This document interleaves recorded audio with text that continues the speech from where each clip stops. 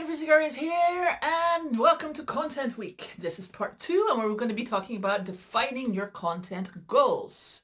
So what we're going to do here is we're basically going to create a bit of a planning worksheet. And before you're ready to actually dive into and create your content, you need to figure out what it is that you want your content to do.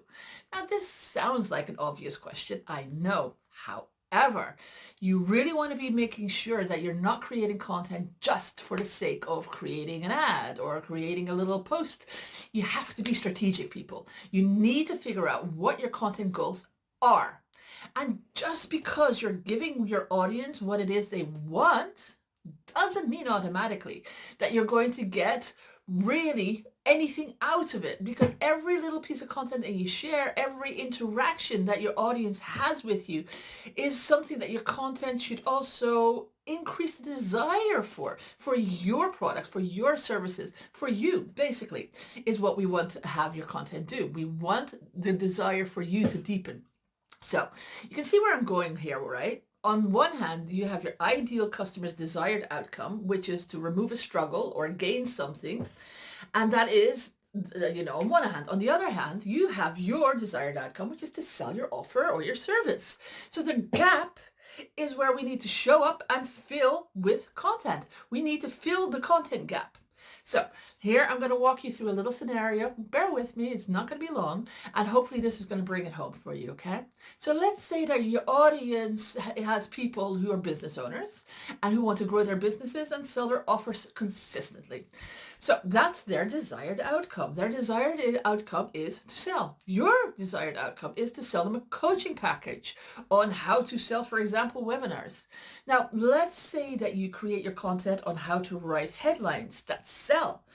If, you're connecting with the minds of your prospect. So they are going to learn how to write headlines because that's a vital tool that they can then use to sell their webinars, sales pages, email, social media, and all of that stuff. Now, is this touching on anything in your business? You want to have the end goal of theirs in mind. Of course, because good headlines certainly help you get your message across to the audience. So this is going to give value to them, isn't it? But it's also going to increase the desire for your offer, which is to sell something on a webinar. Makes sense. Maybe, maybe not. I mean, who knows? You're making a big assumption. Your chances are much better, however, if you create your content on, for example, 5 criteria for choosing the perfect title for your webinar. Now, I'm hoping you're seeing the difference here. This topic is not only directly related to their direct outcome, which is to sell their stuff and their offers consistently. It's also directly related to your desired outcome, which is to sell your coaching package on how to use webinars to sell your offers. Now, this is certainly going to make it a lot clearer for you to transition them from being your browser of your content into a customer. Right? Making sense? Great.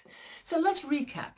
Every topic idea has to come first, and it needs to meet your audience's desired outcome, and then meet them where they're currently at in their journey, and then increase their desire for your offer.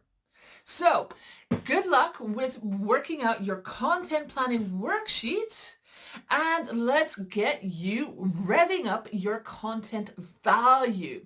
So write out your audience's desired outcome, then your desired outcome, and finally, let's have those topics meet somewhere in the middle. And then look back and see what really is filling up the gap for both of you.